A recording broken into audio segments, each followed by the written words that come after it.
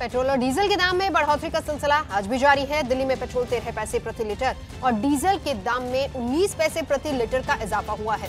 इस बढ़ोतरी के बाद दिल्ली में पेट्रोल 71 रुपए 27 पैसे प्रति लीटर और डीजल 65 रुपए 90 पैसे प्रति लीटर में बिक रहा है। इसके अलावा पटना में आज पेट्रोल की कीमत 75 रुपए 28 पैसे प्रति लीटर और डीजल की कीमत 69 रुपए 7 पैसे प्रति लीटर है। जानकारी के मुताबिक अंतर्राष्ट्रीय बाजार में कच्चे तेल के भाव में तेजी के कारण पेट्रोल और डीजल के दाम में लगातार इजाफा हो रहा है। इसके वजह से हमारे टू व्हीलर लोगों को बहुत तकलीफ हो रहा। परसों तक थोड़े कम थे, फिर बढ़ गए, अभी भी बढ़ा रहे। ऐसा हुआ तो टू व्हीलरों को बहुत मुश्किल होता। पेट्रोल के दिन हर रोज़ बढ़ते जा रहे। इलेक्शन के बीच में 2-3 दिन कम हुआ, फिर बाद में ये रेट बढ़ाने से आने जाने वाले बहुत मुश्किल हो रहा। कम तो होना चाहिए था सर, अब रेट बढ़ गया है, नया सरकार आया है तो उसमें अब हम क्या बोल सकते हैं। दिक्कत होता है जी, अब क्या है, पॉकेट मनी भी कम रहता है।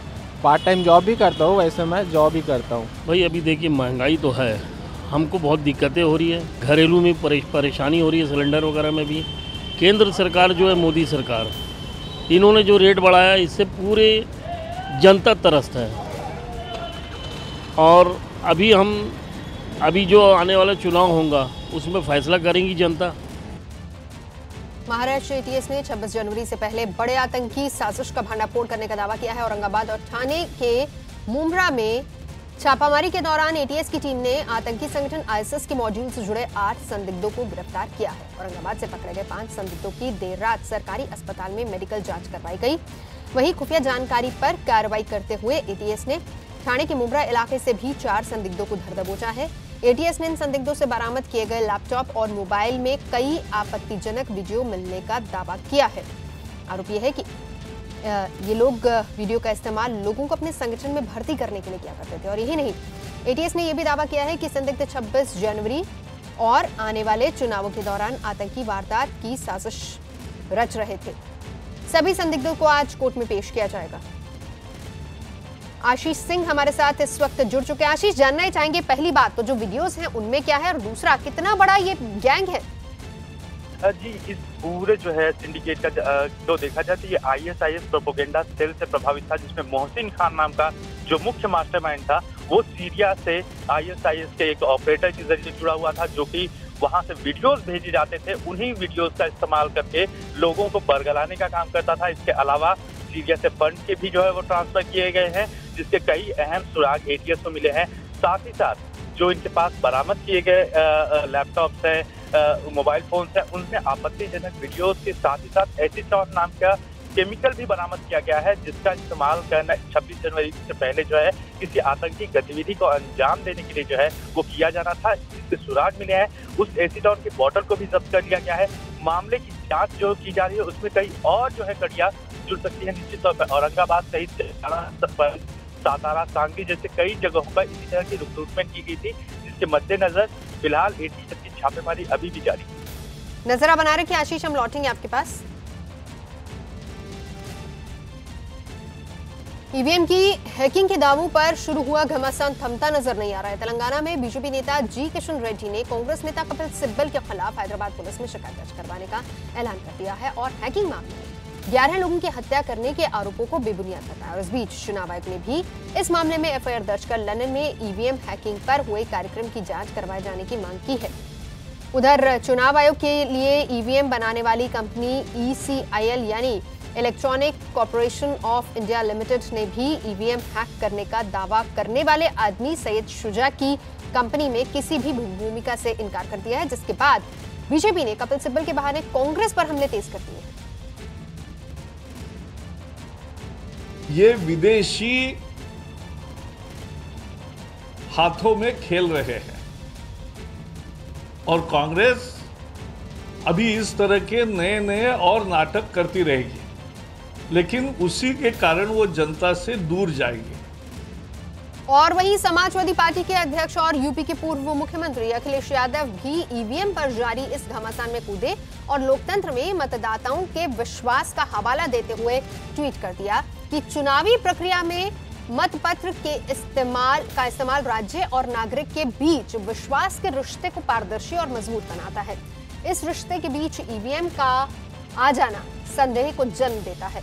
मतपत्र से मतदाता को भरोसा रहता है कि उसने जिसे मत दिया है वो उसी को मिला है।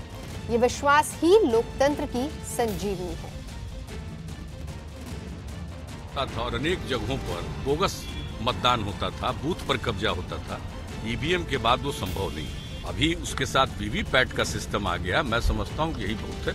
और हम लोगों ने यह भी कहा है कि भाई जो पर्ची है मतदान की, वो घर घर उसका वितरण होना चाहिए। यह नहीं किसी एक व्यक्ति को जिम्मा दे दिया जाए कि वो वितरित कर देंगे, यह नहीं होना चाहिए। क्योंकि वो व्यक्ति सबको अगर वितरित नहीं करेगा तो फिर बोगस वोटिंग का सिलसिला शुरू होगा। तो जो लोग जंग के मैदान से बीचों बीच में भागते हैं और समझते हैं कि उनकी हार सुनिश्चित है, तो इसी तरह का ये भगोड़ों का भांगड़ा है, इससे ज़्यादा कुछ नहीं है। ईवीएम पे जो हैकिंग हॉरर शो है, उससे वो पहले तो देश को डराना चाहते थे, अब देश को तो डरा नहीं पाए, वो खुद डर गए। और इसलिए जो है वो हर दिन नए नए कुतर्क देने की कोशिश हो रही है, लेकिन उससे उनको कोई फायदा नहीं होने वाला है। शंका और शुबहा के बादल अगर इस वोटिंग इंस्ट्रूमेंट पर रहेंगे तो डेमोक्रेसी शंका के दायरे में आती है। चुनाव आयोग को एफआईआर से आगे जाकर के इन शंकाओं को निर्मूल साबित करना होगा।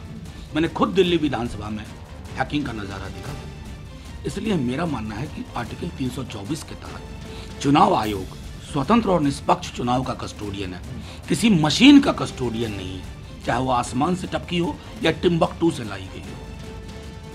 रिजर्व बैंक के पूर्व गवर्नर रघुराम राजन ने दावा किया है कि इकोनॉमी के आकार के लिहाज से भारत एक दिन चीन को पीछे छोड़ देगा। WEF यानी वर्ल्ड इकोनॉमिक फोरम की सालाना बैठक में रघुराम राजन ने भारत की विकास दर लगातार बढ़ने और चीन की विकास दर में धीमी पड़ने का अनुमान जताया है।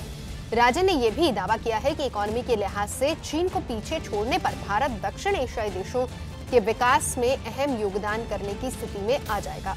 वर्ल्ड बैंक के 2017 के आंकड़ों के मुताबिक इकोनॉमी के मामले में भारत दुनिया में 6ठे नंबर पर आया, जबकि चीन दूसरे नंबर पर था। उत्तर प्रदेश के गोरखपुर में एक कॉलेज में छात्रों के 2 गुटों के बीच मारपीट का एक वीडियो वायरल हो गया है, जिसमें मारपीट के दौरान छात्रों के दोनों गुटों के बीच जमकर लाठियां और लात घूंसे चले। इस दौरान दोनों ही गुटों के बीच हुई लड़ाई में कई छात्रों ने भागकर अपनी जान बचाई। मारपीट के दौरान 2 छात्रों के घायल होने की भी खबर है।